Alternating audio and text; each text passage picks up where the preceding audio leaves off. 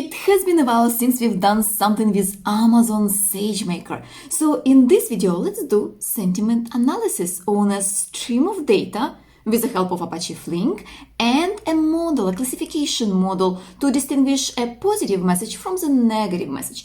We can imagine that we have some social media messages, a stream of social media messages coming from somewhere, might be Apache Kafka, might be something else, and then we want to decide if that media, what is probability that that social media message is positive or negative. So we are going to use a Hugging Face model for that, a classification model, but we are going to deploy it to Amazon SageMaker. So let's see how we can do all of this. First thing first, we need a model, and on Hugging Face page, we have plenty of classification models. If you look for text classification, or you can simply actually search for sentiment analysis, and then you will get a list of different models. Of course, when you're doing some sentiment analysis, you need to make sure that the text you're analyzing is kind of a similar text on which a model was trained, and there are plenty of classification models which can help you with that.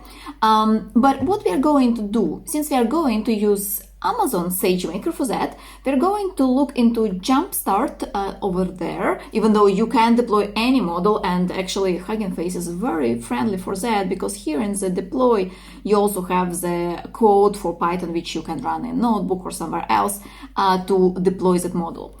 But what we are going to do, will select a model which already is in the catalog of different models over here. So if I will just type sentiment over here, it will bring me a number of different classification models. And then I would normally look at how many other people tried that and downloaded, which is not always a good indicator.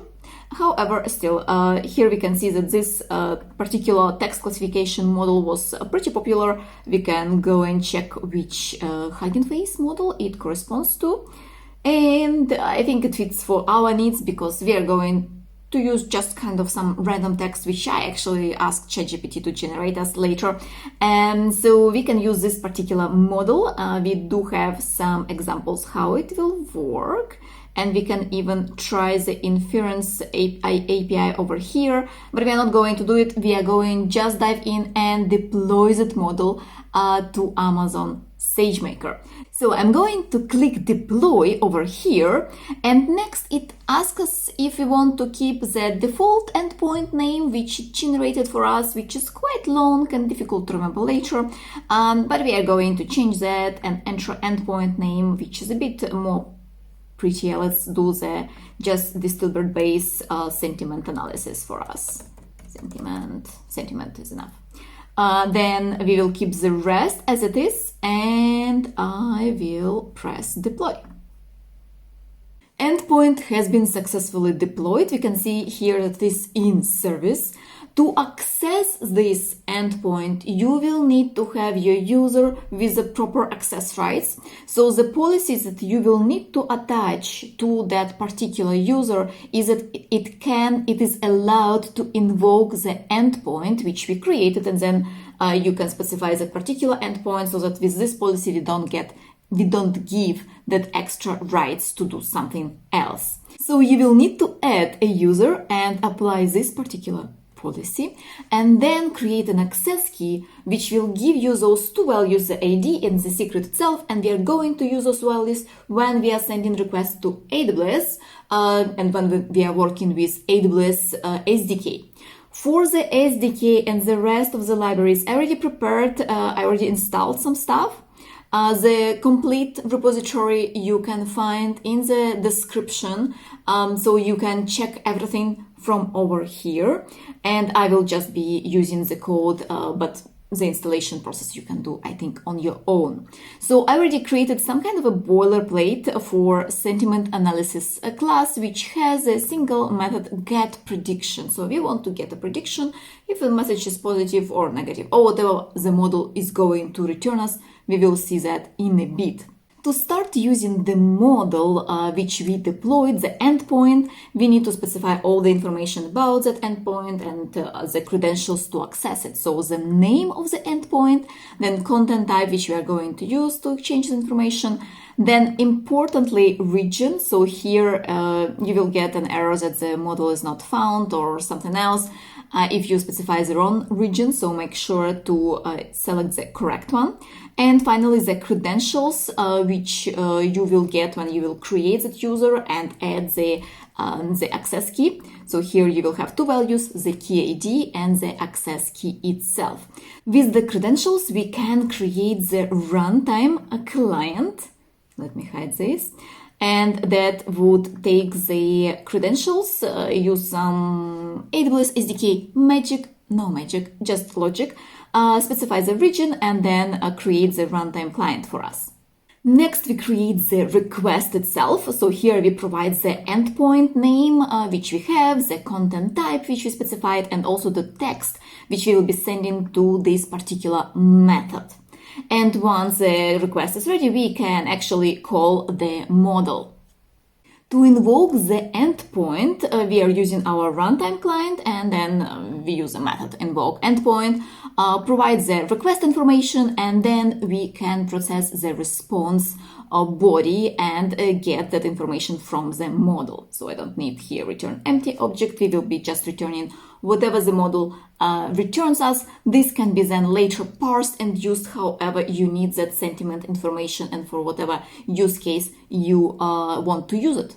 For the sake of checking the results later, I will also add here the println for the text which we provide, so that when the model responds and we process that information, we also will output that to the terminal, and then we will be able to see what text we provided and what model responded to us.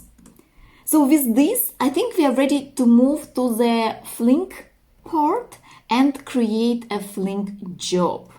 For Flink, we have different execution environments available. I'm using the stream execution environment over here. And for the examples of the records which we are going to process, I'm just using the method from elements. Technically, this is where you will plug in Apache Kafka topic or any other source of data to analyze the data coming from some kind of social media environment. Actually, for that, I do have some examples of projects which you can use for inspiration in case you want to stream some data, for example, from Mastodon. The links you can find in the description field below. Finally, we want to process each of these questions, and for that, we will map them and use the method getPredictions from the sentiment analysis which we created a minute earlier. Then we will print out the answers and we will indicate that the environment is ready and we can execute it. Next, we need to create a package which we are going to submit to Flink. So it's mvn clean package. Maybe you'll see some errors here. Maybe not, hopefully not.